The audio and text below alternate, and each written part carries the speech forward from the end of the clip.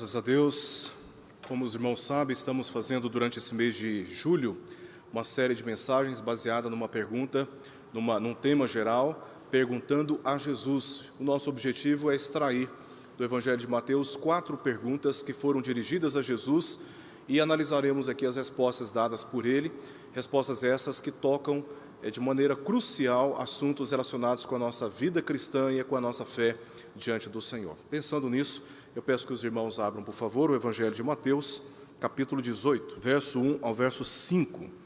Nós lemos o seguinte: Naquela hora aproximaram-se de Jesus os discípulos perguntando: Quem é, porventura, o maior no reino dos céus? E Jesus, chamando uma criança, colocou-a no meio deles e disse: Em verdade vos digo que se não vos converterdes e não vos tornardes como crianças, de modo algum entrareis no reino dos céus. Portanto, aquele que se humilhar como esta criança, esse é o maior no reino dos céus. E quem receber uma criança, tal como esta, em meu nome, a mim me recebe. Vamos orar? Senhor, te damos graças, Pai, por quem Tu és, Deus magnífico, maravilhoso, santíssimo. E diante da Tua presença reconhecemos a necessidade de sermos acolhidos pela Tua misericórdia, pois somos muito pequenos, muito frágeis, muito vulneráveis a uma sorte de coisas que não Te agradam. Por isso recorremos ao Senhor na confiança de que Tu ouves as nossas orações e que importas com as nossas necessidades. Pedimos que o Senhor, através da Tua palavra, restaure a nossa percepção do mundo, restaure a nossa percepção dos nossos relacionamentos e assim estejamos diante de Ti, dando testemunho, não da nossa grandeza, mas da grandeza do Teu Filho que habita em nós. Oramos por isto, em nome de Jesus. Amém. Meus irmãos, Charles Colson, citado por Marco Horton no seu livro Religião de Poder, ele destaca que a visão dos reinos dos homens e também do reino de Deus é diametralmente opostos, completamente distintos um do outro. A visão que o mundo tem a respeito do governo e a visão que a Escritura dá a respeito do governo de Deus, dos valores do reino de Deus, são questões completamente opostas, distintas umas das outras. Sob a influência de hierarquias verticais de poder, testemunhamos em nossas relações indiferença do patrão para com o empregado. Testemunhamos o tratamento discriminatório entre ricos e pobres. Aqueles que têm mais posses são tratados de uma maneira normalmente especial, recebem uma atenção especial, enquanto aqueles que são mais pobres, aqueles que não têm tantas posses, aqueles que não se destacaram na vida pela sua graduação acadêmica, são geralmente tratados de uma maneira totalmente diferente. E também percebemos nas nossas relações como o homem, na relação com a sua esposa, geralmente trata a sua esposa de uma maneira insensível, porque se considera superior. E geralmente não confessam isso, os homens não confessam isso, mas acabam, em geral, tratando a mulher como se fosse uma empregada, como se fosse uma pessoa de menos valor, e exerce um poder, exerce uma relação muitas vezes desproporcional e insensível. E isso acontece por causa das influências deste mundo a respeito de poder, o entendimento que se tem a respeito de poder. Então, os fracos, mulheres, crianças, empregados, são geralmente tratados sem o devido cuidado que merecem. Contudo, estes não são os valores do reino de Deus, os quais são baseados no princípio de que somos membros uns dos outros, conforme o texto que lemos aqui na nossa liturgia em Romanos capítulo 12. Somos membros uns dos outros e mais, mutuamente devedores da honra, mutuamente devedores do amor que nós devemos uns aos outros. E é exatamente isso que essa passagem bíblica nos ensina. Vamos olhar para o que está em volta dessa passagem para facilitar a nossa compreensão. No Evangelho de Mateus, nós encontramos 5 grandes discursos de Jesus. E o texto que nós lemos aqui, de Mateus 18, verso 1 ao verso 5, ele faz parte do 4º grande discurso de Jesus que está presente do Evangelho de Mateus. Capítulo 18, verso 1 até o capítulo 19, verso 2. Se você puder voltar, virar a página da sua Bíblia, você vai ver como ele termina esse discurso. Diz assim do capítulo 19, verso 2. E aconteceu que, verso 1, desculpa. E aconteceu que, concluindo Jesus estas palavras. Então, todo o capítulo 18, até agora, no início do capítulo 19, nós temos um discurso de Jesus, e é neste discurso que ele destaca a vida sob a autoridade do reino. Como nós, que estamos debaixo do reino de Cristo, do reino dos céus, devemos nos comportar, devemos viver a nossa vida. A passagem paralela desta que nós lemos, de Mateus 18, de 1 a 5, é Marcos capítulo 9, versos 30 ao verso 37. Ali Jesus relata que pela segunda vez ele tinha ensinado ou estava ensinando aos seus discípulos sobre a sua missão na terra, que ele veio para padecer na mão de pecadores, que ele haveria de ser sacrificado na cruz e que ao terceiro dia ele haveria de ressuscitar, ascendendo aos céus gloriosamente. Isso aconteceu depois daquilo que eles viveram no monte da transfiguração, capítulo 17, aqui do Evangelho de Mateus.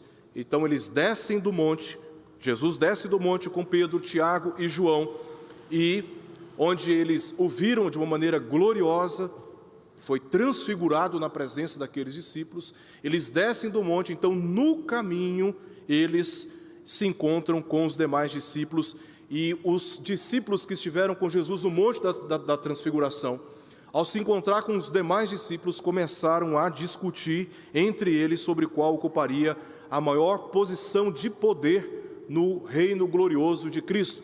Eles tinham visto Jesus glorificado e tiveram uma percepção, um vislumbre do que será o reino dos céus estabelecido quando Cristo vier e plenamente todos o conhecerão. Então, eles começaram a discutir sobre a possibilidade de assumirem posições de poder. Jesus tinha dito que haverá distinções no reino. Volte, por favor, marca aí essa passagem, vamos para o capítulo 5, aqui do Evangelho de Mateus. Jesus tinha dito para os discípulos, no capítulo 5 de Mateus, verso 19, que haverá uma distinção entre pessoas no seu reino.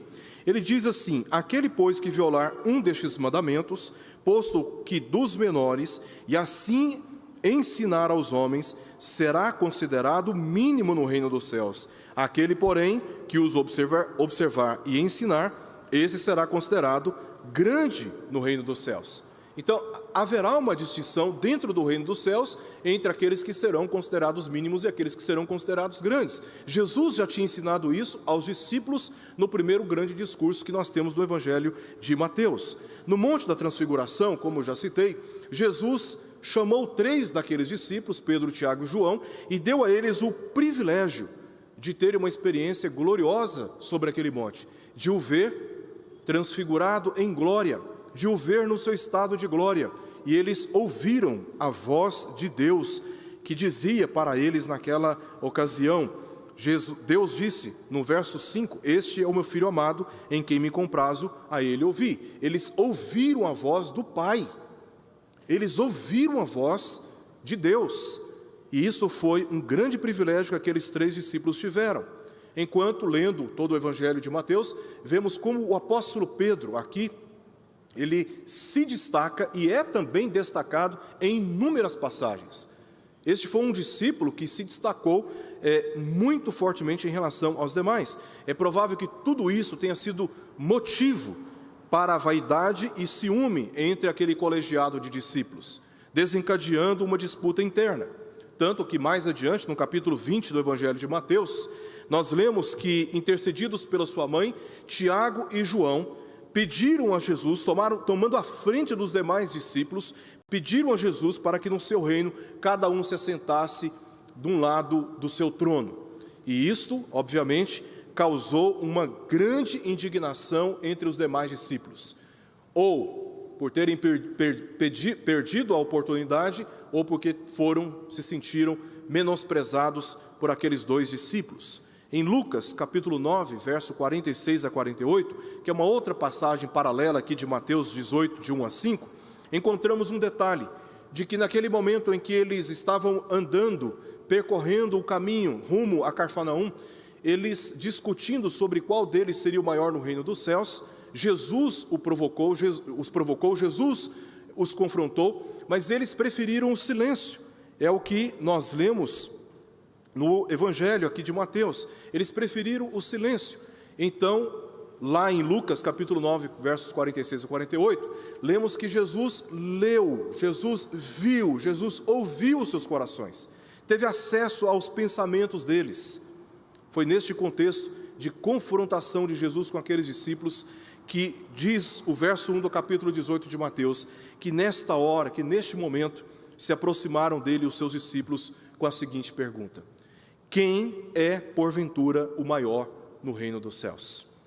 Eles não se referiram aqui à qualidade de caráter ou a qualidade deles ou de caráter, mas eles se referiram à posição de poder e à reputação diante dos outros. Quem dentre nós aqui terá posições elevadas, exaltadas, destacadas?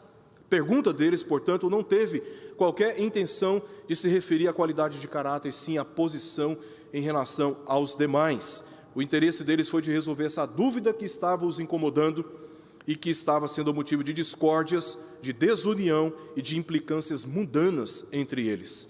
O que veremos aqui é a resposta de Jesus a essa pergunta e também como a resposta de Jesus deve dirigir a nossa percepção e nosso tratamento uns com os outros de acordo com os valores do reino dos céus, não de acordo com os valores deste mundo.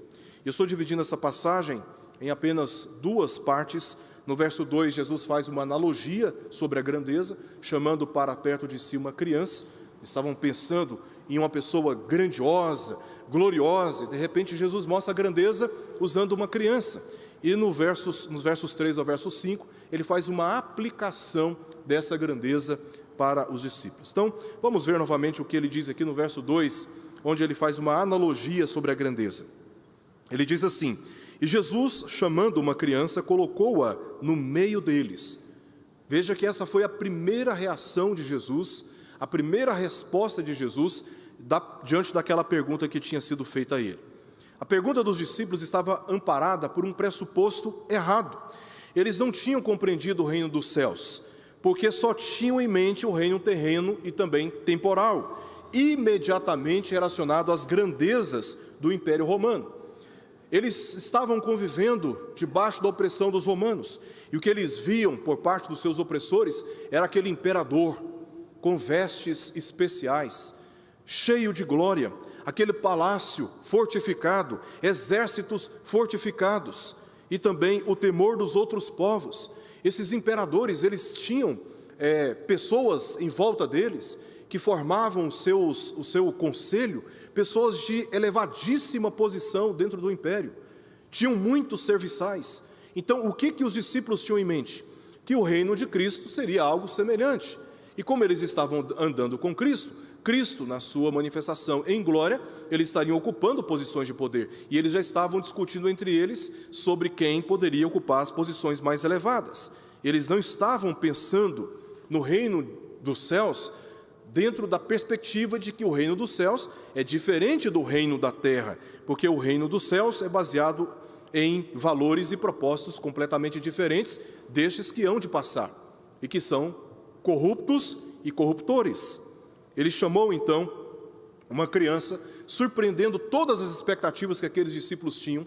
Ele chamou uma criança, talvez filha de Pedro, ou de alguém muito próximo dele, porque o que nós lemos aqui no verso 25 do capítulo 17, é que Jesus estava na companhia dos seus discípulos, e ao entrar Pedro em casa, eles estão dentro de uma casa, e Jesus chama uma criança daquela casa, talvez filha de Pedro, talvez de alguém muito próximo a Pedro.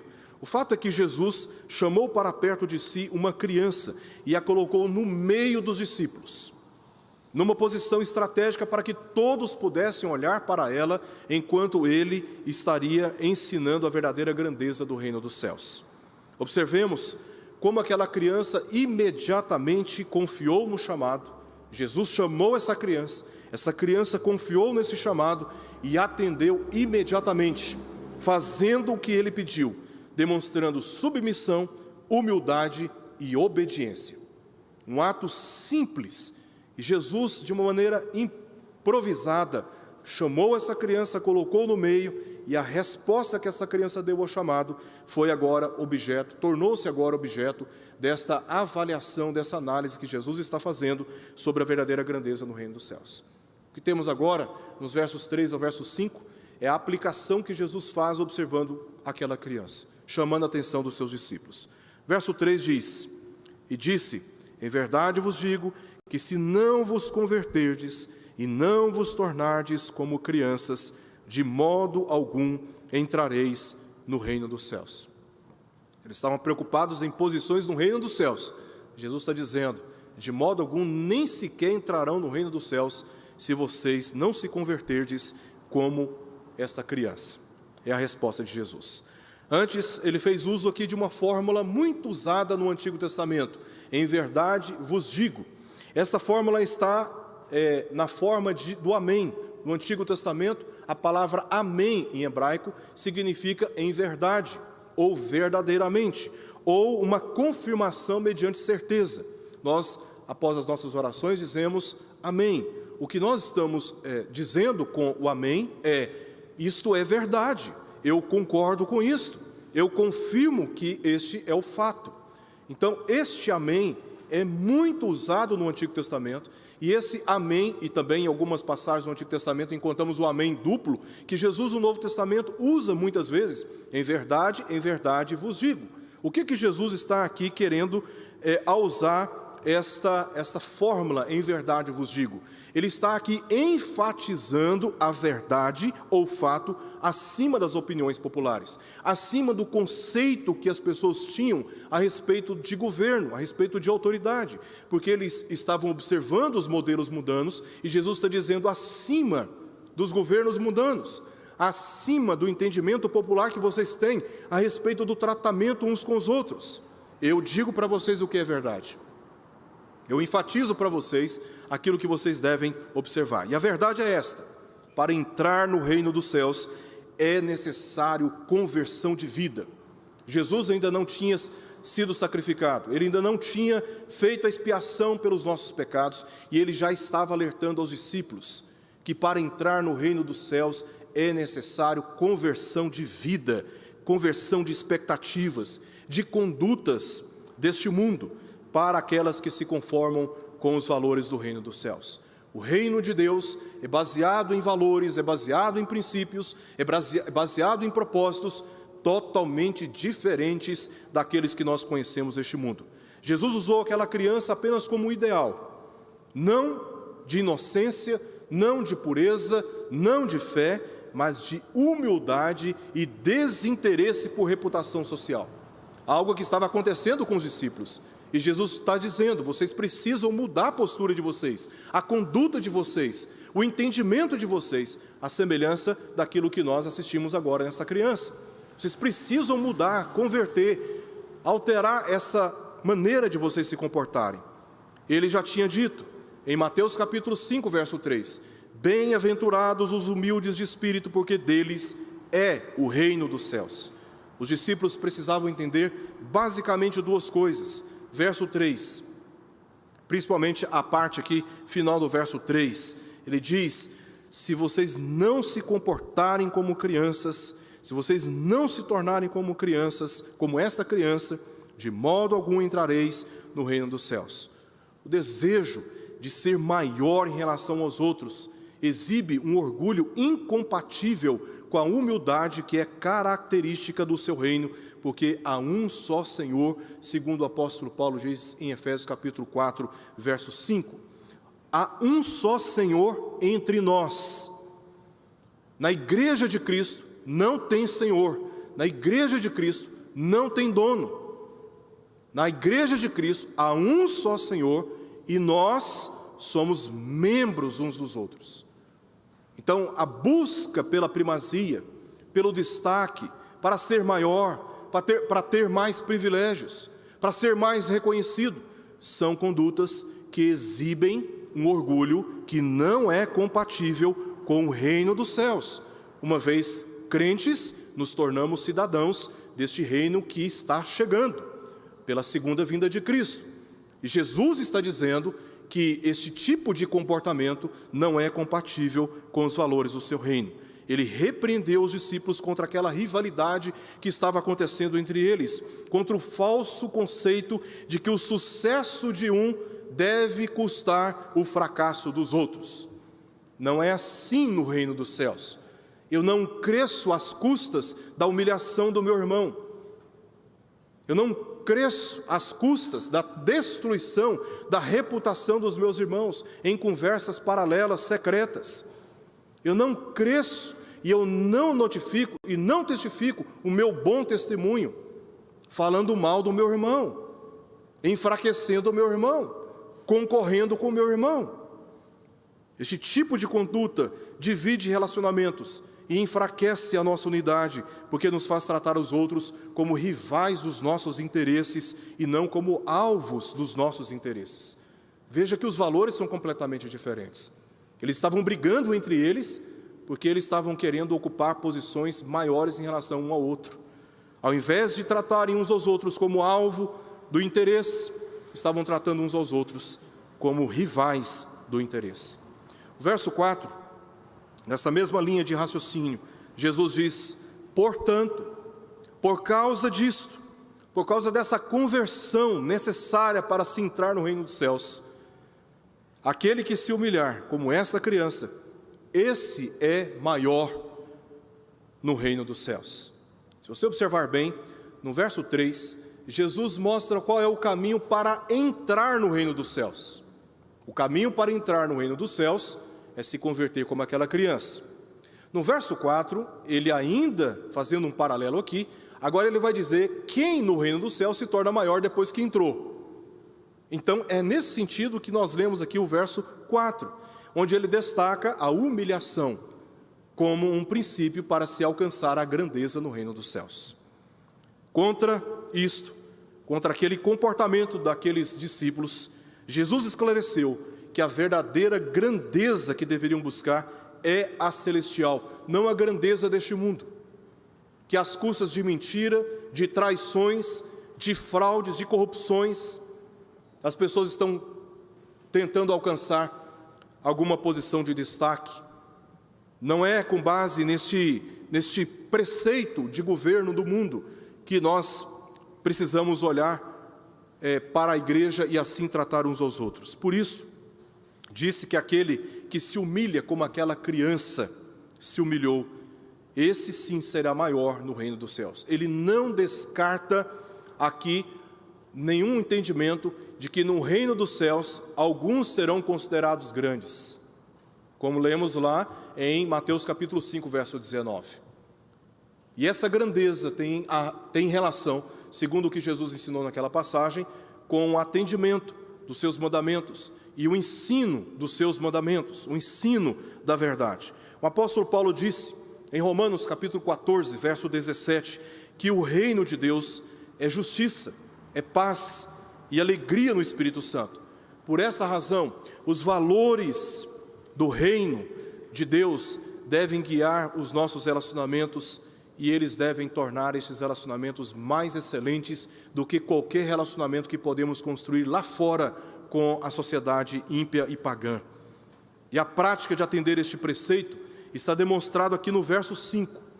Como me converter como uma criança, entrando no reino dos céus, a fim de me tornar grande? Jesus responde isso no verso 5, dizendo que quem receber uma criança, tal como esta, em meu nome, a mim me recebe.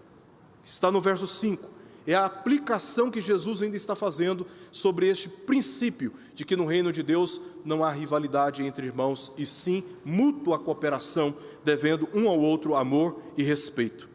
Antes, Jesus ensinou observando a conduta exemplar daquela criança. O foco do ensino de Jesus era aquela criança. Agora Jesus inverte no verso 5, chamando a atenção, ainda tendo a criança no meio, a atenção para si, quando ele diz que os discípulos deveriam receber aquela criança, acolher aquela criança. E quem foi que chamou e acolheu aquela criança, senão o próprio Jesus? Ele observa agora a conduta, chama a atenção dos discípulos para que observassem a conduta que ele teve em relação àquela criança. Ele demonstrou como a conversão do orgulho para a humildade deve ser aplicado através do acolhimento, do serviço aos outros cristãos. A criança para a qual ele estava chamando a atenção dos discípulos estava apenas representando naquele momento a responsabilidade que todos os cristãos têm com os outros cristãos, sem consideração por suas origens, sem consideração por suas origens étnicas, se é brasileiro, se não é brasileiro, sem consideração pela sua origem moral, os pecados que cometemos no passado, a história difícil que nós vivemos no passado. Aplicamos o princípio da humildade, acolhendo as pessoas, sem consideração pelas suas origens étnicas, sem consideração por suas origens éticas, morais também, sem consideração por suas origens religiosas. Infelizmente, é comum em certos ambientes tratarmos aqueles que não são presbiterianos com desdém, com uma distinção desonrosa, quando deveríamos olhar para os nossos irmãos assembleianos, metodistas, menonitas, cristãos evangélicos, batistas, como os nossos irmãos. Mas infelizmente, por causa do nosso orgulho, como presbiterianos, muitas vezes tratamos os nossos irmãos como se não fossem os nossos irmãos. E Jesus diz, olhando para aquela criança, que nós praticamos esta humildade e esta humilhação quando acolhemos aqueles que creem em Cristo, aqueles que são cristãos de verdade, independente, sem consideração, como eu já disse, por suas origens étnicas, éticas, por suas origens religiosas, por suas origens econômicas. Jamais deveríamos tratar uns aos outros com distinção por causa da condição socioeconômica daquele indivíduo. Todos devem ser tratados de uma maneira igual e justa, em paz e com alegria no Espírito Santo, pois estes são os verdadeiros valores do Reino dos Céus. E são estes os valores que devem conduzir as nossas relações, impactar a maneira como eu olho para o meu irmão e a maneira como o meu irmão olha para mim. Porque todos nós somos imperfeitos, todos nós temos problemas existenciais, problemas emocionais, problemas físicos, histórias perturbadoras, memórias que nos agitam, que nos tornam pessoas ansiosas, e precisamos olhar uns para os outros com misericórdia, por consideração, não pelas suas origens no passado, mas por consideração de que agora somos membros uns dos outros, e que todos nós cremos em Jesus Cristo. Não foi à toa que Jesus disse, e quem receber uma criança tal como esta, em meu nome, a mim me recebe. Então eu devo olhar para o meu irmão por consideração a Cristo, mesmo que o meu irmão seja irritante, difícil de ser tratado, de conviver. Eu devo olhar para o meu irmão por consideração a Cristo, que nele está, o mesmo Cristo que em mim está. E isso é o que deve promover a unidade, o amor e a honra no nosso meio. Estes são os pequeninos que creem em Cristo, citado no verso 6. Quando Jesus diz no verso 5, e quem receber uma criança tal como esta, olha o que diz o verso 6, o verso seguinte, qualquer, porém, que fizer tropeçar a um destes pequeninos que creem em mim. Então, a criança, ela é apenas uma representante de crentes que creem em Cristo, e que talvez por causa das distinções entre aqueles para com os outros, estavam sendo tratados com desonra, e isso estava acontecendo dentro do colegiado apostólico. Eles tinham acabado de descer do Monte da Transfiguração, se juntaram com os demais crentes e começaram a discutir entre eles. Nós não temos aqui registros de outros detalhes, senão de que eles estavam discutindo sobre quem seria o maior no reino dos céus. Quando 3 tiveram o privilégio de verem Jesus glorificado e de terem visto a glória da voz de Deus falando com eles naquele ambiente. E eles estavam discutindo e tratando uns aos outros com uma distinção que não deveria haver entre eles. Então, essas crianças que Jesus cita aqui são, de uma maneira analógica, comparativa, todos aqueles que creem em Cristo. todos os crentes em Cristo Jesus. E a responsabilidade que temos como cristãos, uns com os outros. Então, esses pequeninos que creem em Cristo, especialmente os mais vulneráveis às discriminações causadas pelo orgulho, considerando que as crianças naquela época, elas não recebiam muita atenção, nem sequer eram contadas. Antigamente, no contexto da Palestina, as pessoas viajavam muito a pé, passavam dias viajando a pé, e elas chegavam nas casas umas das outras com seus pés cheios de pó, de poeira. Então era comum, ao entrar dentro de uma casa, essas pessoas serem recebidas com a lavagem dos pés, se limpava os pés, era uma maneira cordial de receber um visitante. E quem fazia esse trabalho? Escravos, mulheres ou crianças. Isso era cultural. As crianças eram tratadas muitas vezes como serviçais e nem sequer eram contadas. Então Jesus chama uma criança e surpreende todas as noções de grandeza que os discípulos estavam tendo, baseadas em valores do mundo e não do reino dos céus, para mostrar a grandeza dos valores do reino dos céus que eles deveriam observar nas suas relações. O serviço humilde que engrandece qualquer cristão no reino dos céus é este: cuidar dos outros e não concorrer com eles. É cuidar, é cooperar, é servir, não concorrer, não disputar.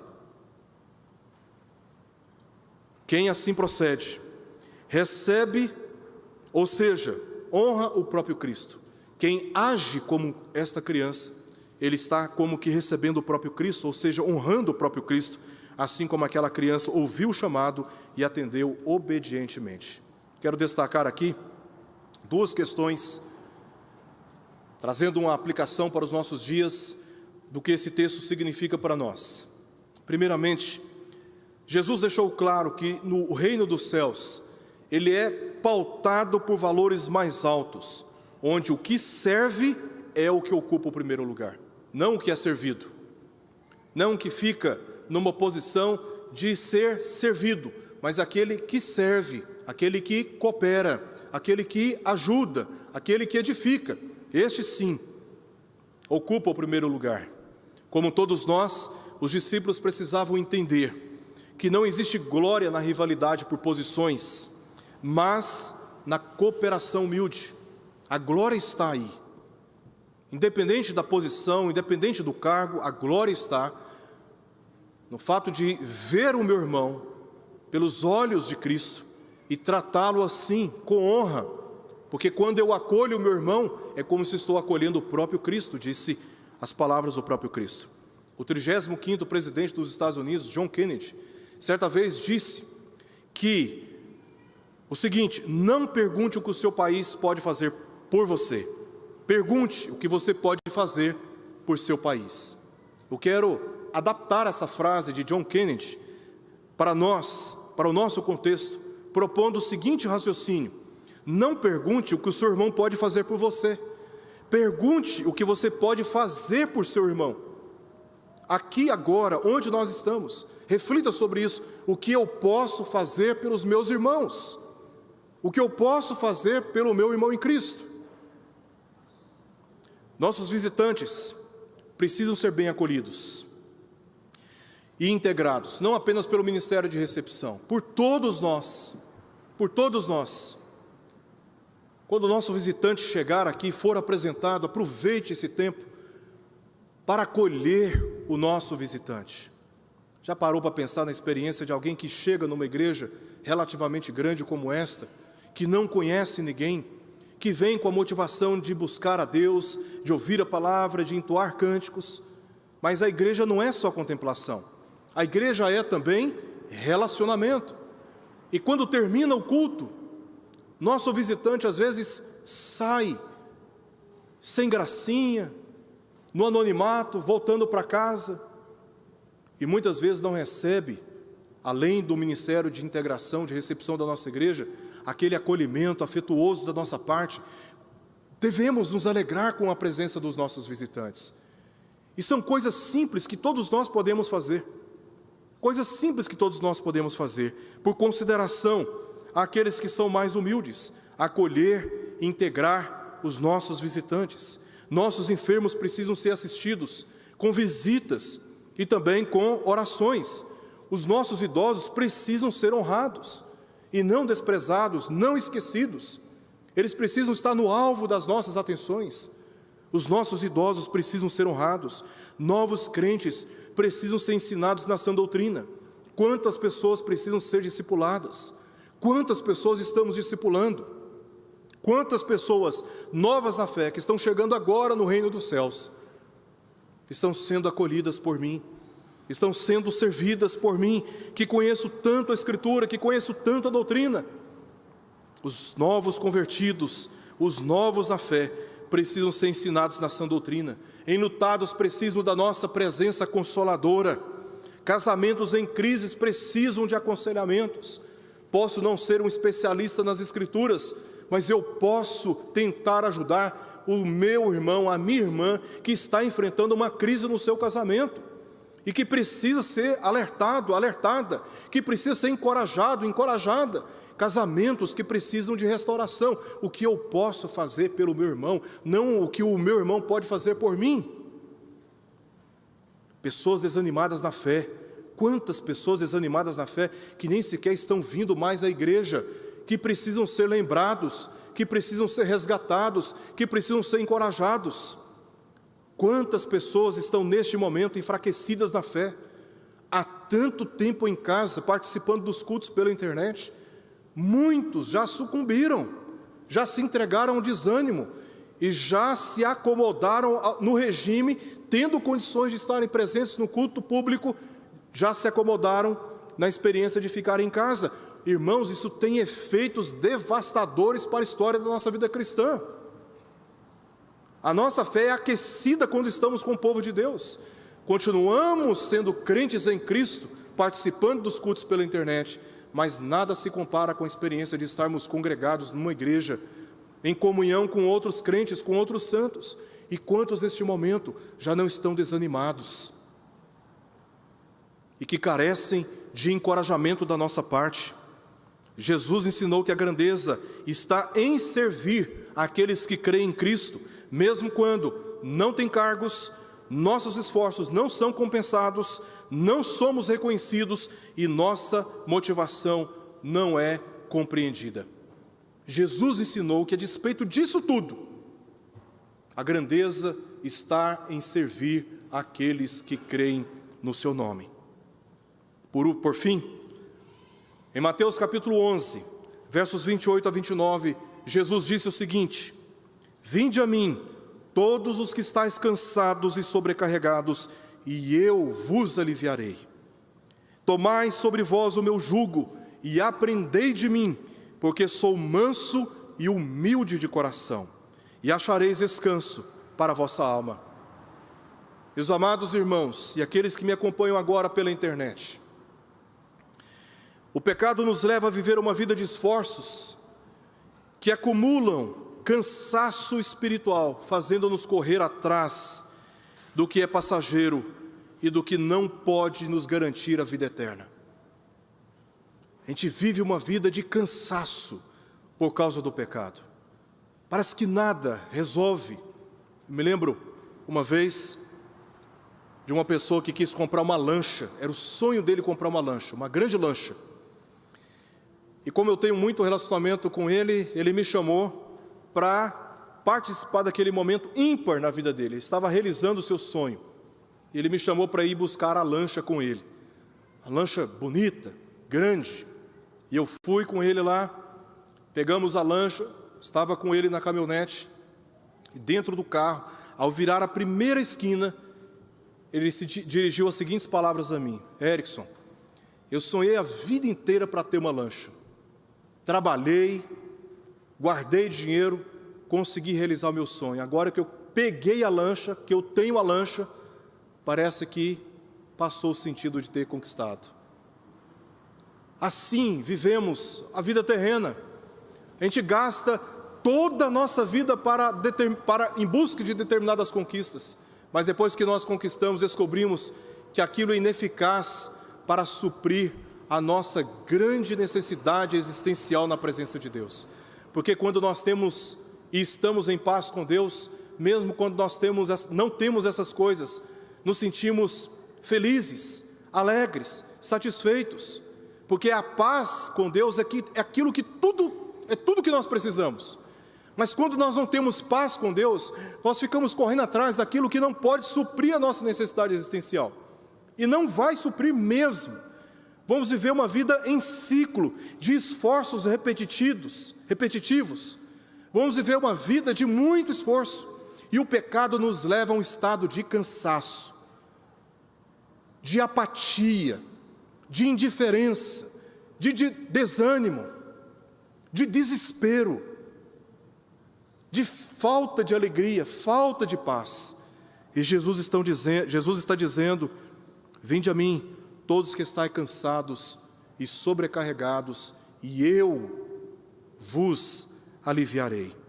O convite de Jesus aos que se veem cansados, não aos que ainda se veem vigorosos, mas todos que veem os efeitos do pecado na sua própria carne, na sua natureza, na sua vida, e que se sentem cansados de lutar com este pecado, que se veem cansados de lutar contra os valores deste mundo. O convite de Jesus é para que nos dirijamos a Ele, pois somente Ele pode nos dar alívio. Ele é humilde de coração, e é Ele quem está nos chamando. É Ele quem está chamando você. É Ele quem pode de fato dar alívio ao seu coração. Somente Jesus. Como acolheu aquela criança, Ele se propõe nesta hora a acolher todos que estão cansados e também a nos ensinar o caminho da mansidão e da humildade, conforme Ele mesmo diz no capítulo 11, verso 29. Apesar de todas as lições ensinadas por Jesus, mais uma vez os discípulos entraram numa discussão de rivalidade e ciúmes, e agora acontece na última ceia. Pouco antes de Jesus ir para o monte para ser preso e entregue aos soldados, entregue aos seus inimigos, naquele momento de ceia, que deveria ser um momento de comunhão, os discípulos começaram a discutir de novo pelo mesmo assunto, sobre qual deles seria o maior. A hostilidade dessas ambições por poder despreza o amor, e quando o amor é desprezado, as pessoas se tornam cegas para o dever umas com as outras. Enquanto eu estou atento a esta ambição carnal e hostil de entrar numa rivalidade com meu irmão a fim de me destacar em relação a ele, de procurar uma autopromoção, de mostrar que eu sou o melhor, que eu tenho as melhores opiniões, que eu sou o mais importante, ao entrar nesse espírito de rivalidade, nós desprezamos o amor, e quando desprezamos o amor nas nossas relações, perdemos a percepção do nosso dever de uns para com os outros. Então, neste contexto de discussão sobre quem seria o maior no reino dos céus, naquele momento de ceia, não havia ninguém para lavar os pés dos discípulos, com a decência e o conforto, como a decência e o conforto exigiam naquela ocasião. E como estavam discutindo sobre quem seria o maior, ninguém admitiria humildade para suprir aquela necessidade. Então, Jesus deu uma última lição sobre a grandeza no reino dos céus. Em plena consciência da sua natureza e dignidade divinas, diz o texto: levantou-se da ceia, tirou a vestimenta de cima, tomando uma toalha, cingiu-se com ela. Depois deitou água na bacia e passou a lavar os pés dos discípulos e a enxugá-los com a toalha com que estava cingindo, segundo o relato de João, capítulo 13, verso 4 e verso 5. Ele se levanta daquela mesa e começa a lavar os pés dos seus discípulos. Não devemos supor de que se tratava de uma ostentação de humildade. Os pés dos discípulos, de fato, precisavam ser lavados e deveriam ser lavados. Mas quando eram orgulhosos demais para servirem uns aos outros, Cristo se fez servo de todos e acrescentou nos versos 13 a 17 do capítulo 13 de João: vós naquele momento, Jesus disse: vós me chamais o Mestre e o Senhor, e dizeis bem, porque eu sou. Ora, se eu, sendo o Senhor e o Mestre, vos lavei os pés, também vós deveis lavar os pés uns dos outros.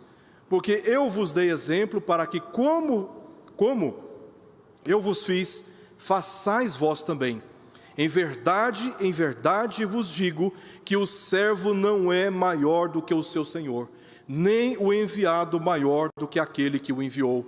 Ora, se sabeis essas coisas, bem-aventurados sois, se as praticardes. Eles estavam discutindo sobre quem seria o maior, e Jesus está dizendo que o servo não é maior do que o seu senhor, nem o enviado maior do que aquele que enviou. Ora, se sabeis essas coisas, eles já tinham sido ensinados, bem-aventurados sois, se agora praticarem.